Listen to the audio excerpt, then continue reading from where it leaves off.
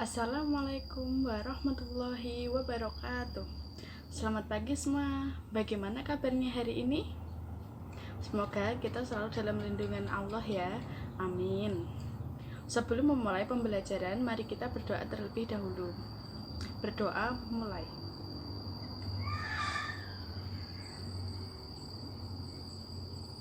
Berdoa selesai. Nah, kali ini kita akan belajar tentang pendidikan anak berkebutuhan khusus tunadaksa dan pendidikan anak berkebutuhan khusus tunanetra.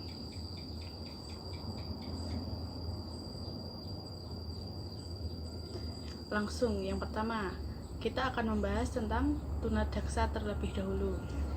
Adapun pengertian dari tunadaksa. Istilah tunadaksa berasal dari kata tuna yang artinya rugi atau kurang, dan kata daksa yang berarti tubuh. Nah, di sini tunadaksa berarti suatu keadaan rusak atau terganggu sebagai akibat gangguan bentuk atau hambatan pada tulang, otot, dan sendi dalam fungsinya yang normal. Kondisi itu dapat disebabkan oleh penyakit, kecelakaan, atau juga dapat disebabkan oleh pembawaan sejak lahir. Selanjutnya, yaitu faktor yang menyebabkan tunadaksa itu sendiri. Terdapat 3 penyebab. Yang pertama, faktor prenatal atau sebelum kelahiran. Nah, pada faktor prenatal ini terjadi kelainan fungsi anggota tubuh atau tunadaksa yang terjadi sebelum bayi itu lahir. Dalam artian bayi tersebut masih di dalam kandungan seorang ibu. Bisa saja disebabkan karena faktor genetik dan kerusakan pada sistem saraf pusatnya. Yang kedua yaitu faktor neonatal saat lahir. Pada faktor ini mengalami kendala saat melahirkan, seperti kesulitan melahirkan karena posisi bayi sungsang atau pinggul ibu yang terlalu kecil, pendarahan pada otak, kelahiran prematur, penggunaan alat bantu kelahiran berupa tang karena mengalami kesulitan kelahiran yang mengganggu fungsi otak pada bayi, dan masih banyak penyebabnya. Kita lanjut yang ketiga, yaitu faktor postnatal setelah kelahiran. Nah, setelah kelahiran ini tidak ada jaminan seorang individu untuk terbebas dari tunadaksa ya, karena setelah kelahiran ini bisa saja seorang individu mengalami sebuah kejadian yang tidak diinginkan seperti kecelakaan, mungkin itu bisa menjadi faktor yang menyebabkan tunadaksa. Yang selanjutnya itu klasifikasi anak tunadaksa. Klasifikasi anak tunadaksa dapat dikelompokkan menjadi 2. Yang pertama, tunadaksa ortopedi dan anak tunadaksa saraf.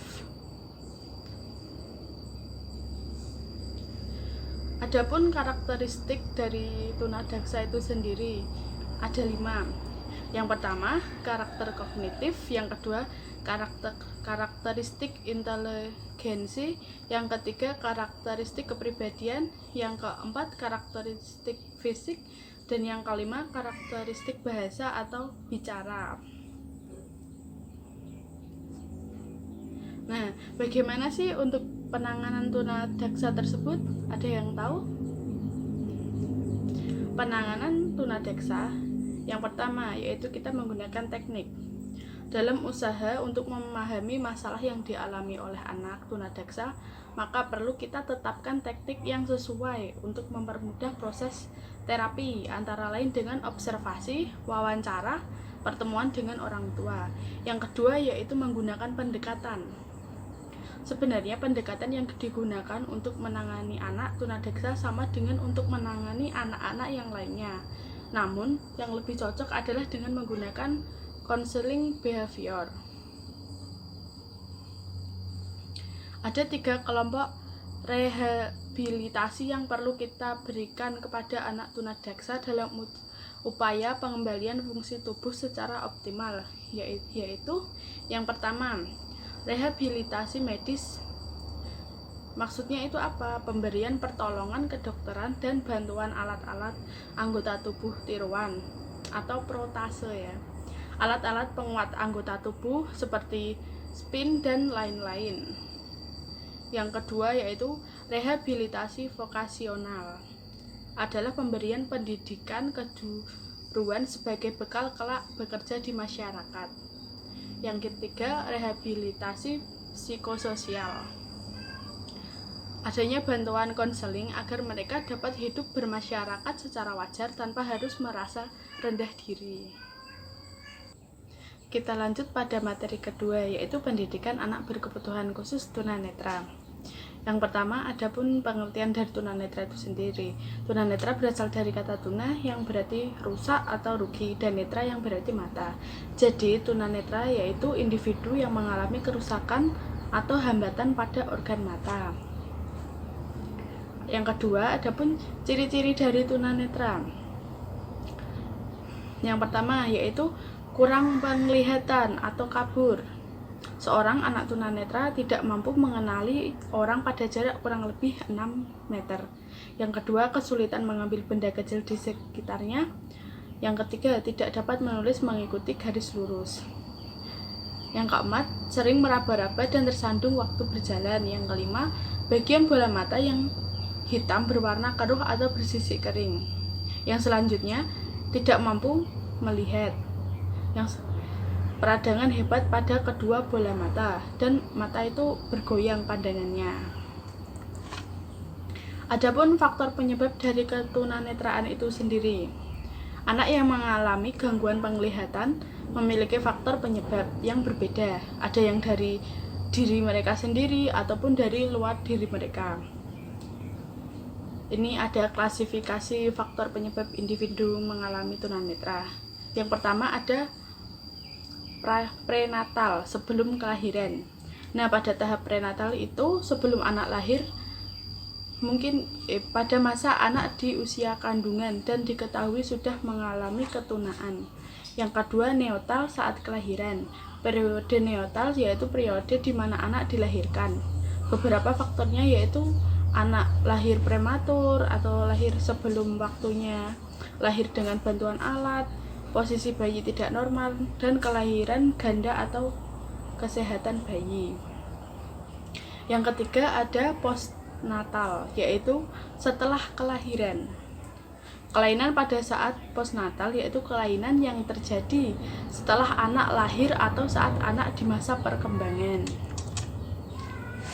Pembelajaran pada anak tunanetra.